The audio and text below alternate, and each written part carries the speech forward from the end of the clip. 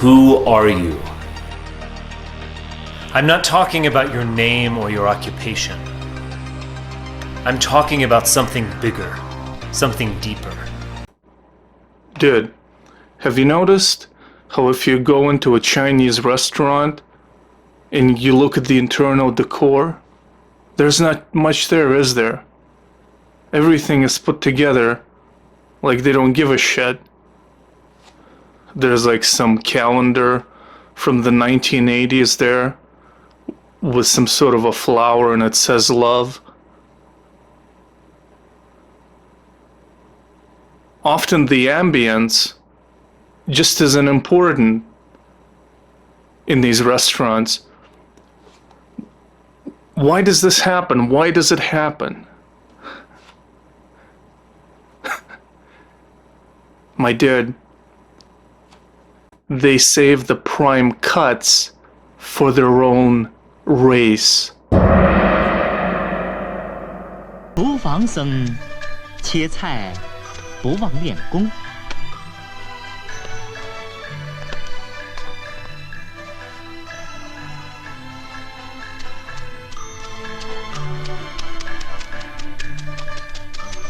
Just the other day, I went to a Dungeons and Dragons game over here. I look around at my own white brothers. I have to say, a very limp performance. Each one of them in their own world. Are we playing together or are you playing alone? I look around at these dungeon masters.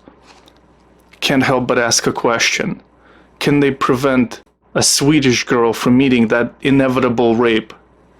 They know the schedules, they know the train schedules, but do these white brothers know the trains that should take these refugees back to whence they came and make Europe Europe again?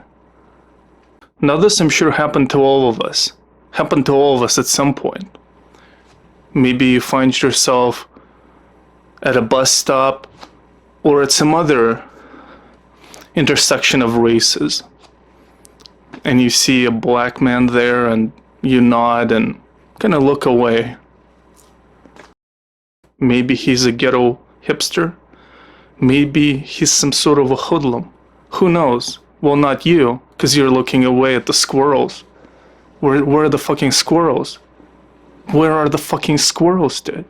Where's your fucking white pride, motherfucker?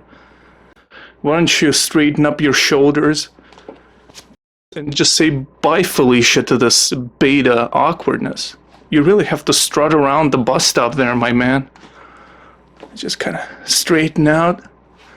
You know, fucking motherfucker, walk around like you invented the toaster, because you totally did. And the toaster is but a pinnacle of the big iceberg of the pyramid of the kitchen appliances that we invented as a race.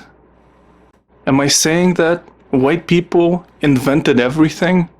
I'm not. I wouldn't say something like that.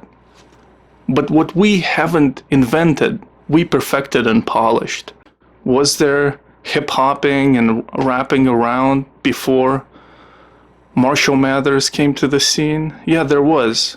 But for me, rap fully came alive when I saw that man curled up in a fetal position in some abandoned factory.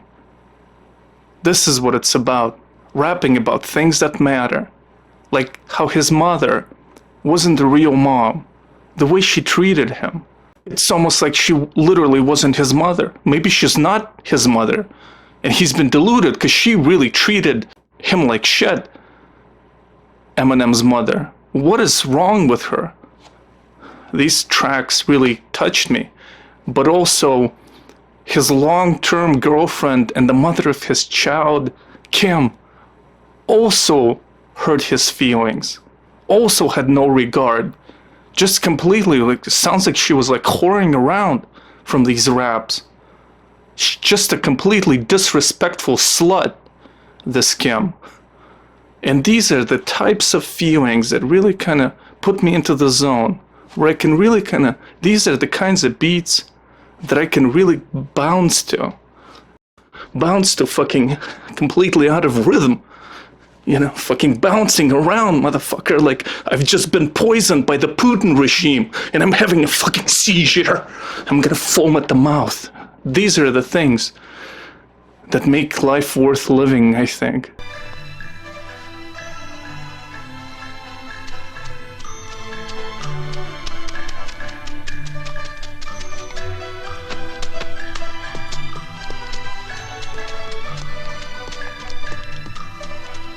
And that's why I always say, nobody spits like M. Nobody spits like M. In these dark times, my friends, the Jews are handing us the lubricant and sending us out into the prison shower with a raised booty. I'm not your Sabbath goy Jew. I'm not going back in there. How much of a sore booty do you need before you start listening to what Richard Spencer has to say? Do you hear that tunes fucking shitty electro music that is the traditional date rape tune of our people? Do you hear it? Well, this is the call to action from old Richard Spencer. Richard has a big idea, man. All white people in one country. Why do we have all these confusing countries when they're all filled with white people mostly? When we can have one country, it's like, well, you know that saying, don't put all your eggs in one basket, but if the other eggs are scheming against you constantly, what are you supposed to do? It's time to return to our roots. So please, let's just listen to this infomercial Richard Spencer put together for us, because you can either live your boring life or you can enter his world, the shittiest RPG ever, with a fucking music that shouldn't have existed at all. I guess the real question is, are we ready to become who we are? They could have put this music behind Mario Brothers and it would fail. But this is gonna succeed. The ethnostate, the white race, the rise of meaning from the fucking ground, from the shit around us.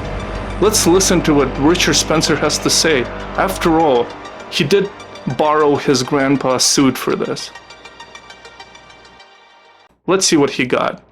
I'm talking about your connection to a culture, a history, a destiny, an identity that stretches back and flows forward for centuries. An identity you can glimpse in the face of a grandparent. What I can see in the eyes of this specific old man is an old-timer who came in to shoot some stock footage. Maybe he thought he was gonna be in an Olive Garden ad, or maybe like a life insurance, something like that. But it turns out he's a fucking archetype of the white race. Fucking amazing. Amazing how it works out. My dudes, you have to fucking be careful when you shoot for stock footage. You don't ever realize where you're gonna end up, and the same goes for these ladies and the blue-eyed children you're gonna see right about now. Or your child. An identity you know through experience, through people, through places, through music. Our ancestors had a very strong sense of their identity. They could say, I'm a Roman, I'm a Saxon, I'm a Dane. Some could say, I'm a European. To be exiled from their communities and identities would have been a fate worse than death. A fate worse than death, Richard? Now think about it, baby. How did your own ass ended up on the North American continent? Because all the white people here, they have self-exiled themselves to be here. Like for my mother, exiling from Russia was not a fate worse than death. And neither was it for your ancestors or for anybody who's fucking here, Richard. What connection do you have to your ancestors in any real way?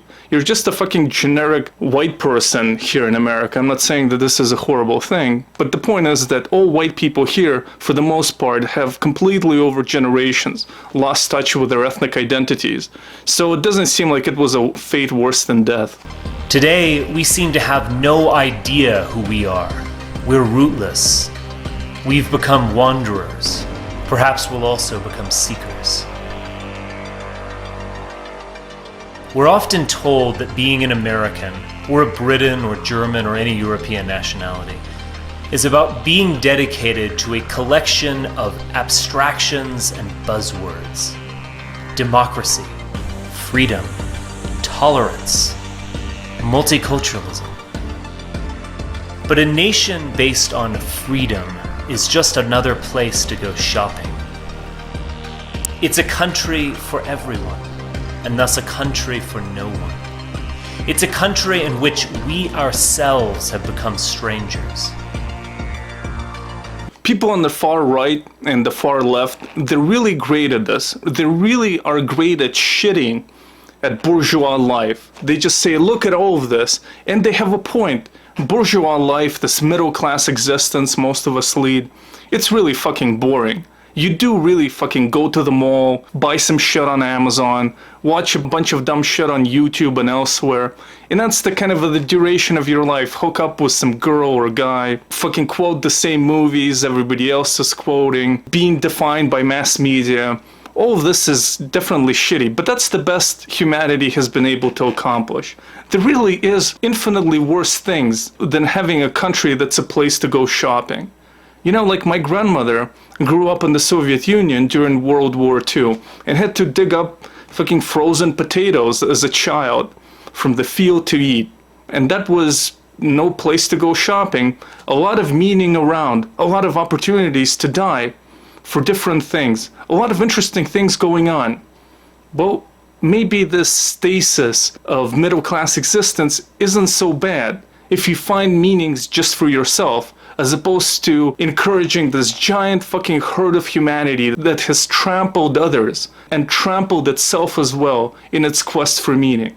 Maybe we need a breather from that. Man doesn't live and man doesn't die for abstractions like freedom.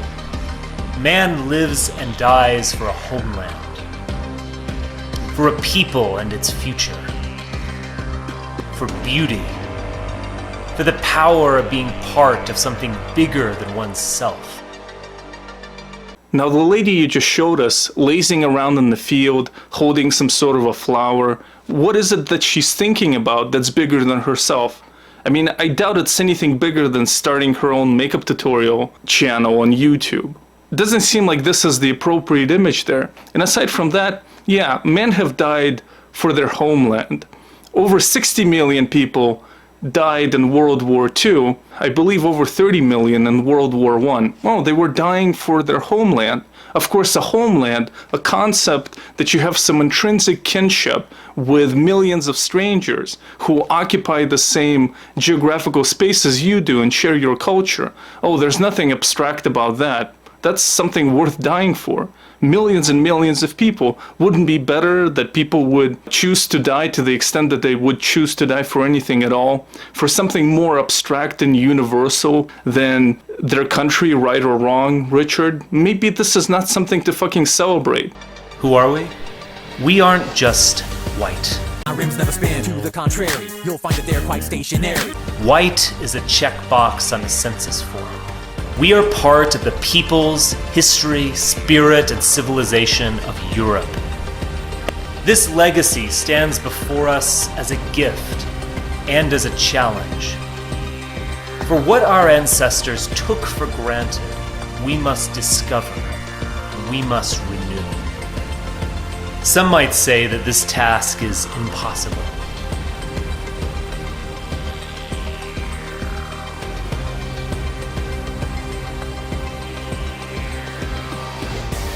But nothing necessary is ever impossible. How about nothing tasty is ever bad for you? Motherfucker, this is really stupid. Nothing necessary is ever impossible. There's a shit ton of things that are necessary all the time that are totally impossible, Richard. So long as we avoid and deny our identities, at a time when every other people is asserting its own, we will have no chance to resist our dispossession, no chance to make our future, no chance to find another horizon. So who are we? Who are we, Richard? Who are we? It has become completely apparent to me from watching this video that white people are a huge fucking eye, a gigantic fucking eye, and some motherfucker turned on the light. That's what's going on here in this video over and over again. We're a huge fucking eye. And then shit contracts because somebody turned on the light. Why does this keep happening to white people? Richard, what is going on? What's the metaphor with the fucking eye? What's going on with this fucking eye, Richard? So who are we? I guess the real question is, are we ready to become who we are?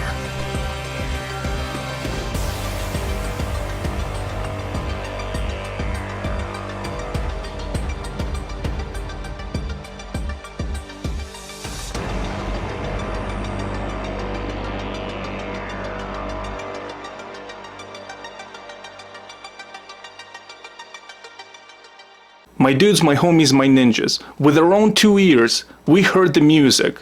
We heard tunes, tunes, tunes, that shitty electro music that's a real call to action. We saw the big eye. We saw the huge fucking eye. You know, somebody turned on the light. Well, it got us excited about the ethnostate. And we saw the fundamental quest of the whole thing. And that's, of course, that sword sticking out of the rock. Nothing necessary is impossible. We need to get that shit out of that rock. That's the big metaphor. That's the big quest. And I'm ready to do it. I know I can fucking pull on that shit and it'll come out on behalf of all white people. But there's one reason I'm not gonna do it. And that reason is Italians. It's fucking Italians. I want them out of the ethnostate. But we really fucking... I'm not pulling that fucking sword out of the fucking stone until that shit is clarified. It's very important to me. I'm a stickler for this. Some people say that Russians are second-rate whites, and Hitler thought so. And you know who else thinks so, apparently, is fucking Richard Spencer. Because did you notice how in his fucking collage of white achievement, there's literally nothing I saw from any Slavic group of people? Nothing from the fucking Slavs. Now, you have over 100 million Russians. You have 40 million Poles, 40 million Ukrainians, I think like 10 million Belarusians, and then you have the Serbs. I mean, it's the biggest overall category of white people are the Slavs, but fucking Richard Spencer has omitted them. Well, anyway, fuck it. Let's talk about this fucknut Richard Spencer himself. Richard Spencer looks like a guy heading to the anime convention on one of those huge, idiotic Victorian-era bicycles. That's the sort of a feel you get from Richard. And yet there was a time when he flirted with political relevance, when he actually had a chance to advance his stupid agenda. And that was, of course, after the Trump train went straight into Washington, when Trump got elected. And at that point, Richard has put together a meeting of his people, a meeting of these fucking assholes in some federal building in Washington. There was media all around him. And it is precisely at this point where he had a chance to go maybe a little bit mainstream, to interject himself into the mainstream of American politics and get out of fucking 4chan and the gutter of the internet. And he completely blew that opportunity, thankfully. He just completely flushed it down the toilet. Hail Trump! Hail our people! Hail victory!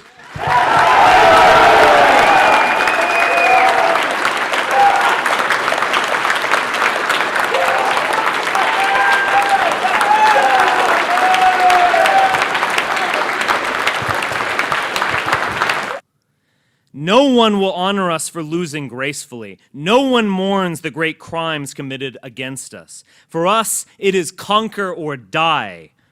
The mainstream media, or perhaps we should refer to them in the original German, Lügenpresse. Lügenpresse. Lügenpresse, it's the lying press in German. And that exactly is the sound. That is the sound of one hand trolling itself. This is the sound of Richard trolling himself out of existence. You see, this particular clown, you try to take away his unicycle, German unicycle from the 1930s, he's not giving it up. He's gonna fucking ride around on this shit forever. Because he's a moron as far as advancing even his own ideals. You see, Richard had one good idea, and this one good idea is this. What do most people think about when they think about white power? I'm talking about white people in America. A lot of them, even if they are racist themselves or fucking racist on the down low, whatever, what they think about is white trash. They just think about a bunch of fucking white trash, like a bunch of fat dudes with swastikas all around. Nobody they would ever want to have their daughter date. And Richard Spencer wants to dress up and come off as a clean-cut guy, an Abercrombie and Fitch fucking racist that you wouldn't mind to have your daughter date. Oh, I don't agree with Richard on everything, but he's a clean-cut, nice guy. A lot of people have this nostalgia for the 1950s. By dressing like the 1950s and by being a clean-cut guy, he fucking had a chance, I think, of advancing himself further. But he couldn't do it. He couldn't fucking resist terminology from the Nazi era, couldn't resist the Nazi salute. It's like a scorpion and the frog, except both of them are retarded and both of them are Richard. He completely fucking shot himself in the foot with that stuff. It's not just that they are leftist and cucks. It's not just that many are genuinely stupid. Indeed, one wonders if these people are people at all. Or instead soulless golem, animated by some dark power to repeat whatever talking point John Oliver stated the night before. This huge douchebag, Richard Spencer, really thought he landed one on the mainstream media, which of course he considers to be the Jewish media. He really thinks he gave it to them by calling them cucks and giving the Nazi salutes and calling them Ludenpresse. Using these, he really thought he's the edgelord. He came in there for the lulz. But the final lulz are on him, because what would terrify the mainstream media and mainstream liberals, etc., would be if he actually sounded sane. That is to say, if he would talk about white people and European interests and culture and how white people build this country, if he would employ these themes sounding like a normal politician. But he's incapable of doing it. He's just cursed. This was the one moment where he could have really tried to connect with Middle America or something, or build a more mainstream fucking movement. But no, he can't fucking get these Hitler's balls out of his mouth. He really can't. And that's fucking awesome as far as I'm concerned. That's fucking awesome. This is like the most prominent white nationalist in America, and he's a complete moron. Within the very blood in our veins as children of the sun lies the potential for greatness. And again, even if you go past that, even if he did sound more normal, try to mainstream his shit without using fucking words like cuck, etc. Even if he did that, his shit is retarded further. Because the idea of one ethnostate, Russians and Poles living in the same country, it's just goofy. That's the reason Poland exists. That's one of their big unifying themes, is to not be a part of Russia or be in the same state with Germany. It's a big theme over there. But not with Richard. Richard thinks that your average American wants to live in the same state with Croatia. This is what Americans want. They want just white Americans, a big fucking ethnostate that would dilute American identity. It's a very bizarre thing with him. He's just a very goofy guy. Just a very goofy guy. Listen, my friends, nothing more to say. Racism is wrong. I've always said on this channel, love the blacks, love the Jews. Love the fucking blacks, love the Jews. Love the blacks, love the fucking Jews. My heart is filled with love for these people and everybody else. Racism is wrong. We don't need an ethno-state. We really don't. I'm gonna fucking forget about it. Forget about that shit. My friends, I will start doing videos where I appear as an avatar. That's not a joke. It's gonna be the Plague Doctor avatar. And the reason I'll be doing this is because I want to put out 2 videos every week, and yet I've been unable to do so because I'm a sensitive artist. I need to get in the mood. It has to be the right time for me to start shooting. I mean, right now it's almost 3 in the morning. Okay. I'm not always able to do it every week, and I think that having these types of videos where I appear as an avatar would give a different tone and give more content. Once I release the first one, I will explain things further there. So, stay tuned for that. Thank you for watching, and love one another. Not being entirely sarcastic there, but I think time right now is not one where I'm able to express genuine sentiments, but don't have hatred in your heart. It does poison you. It poisons you, okay?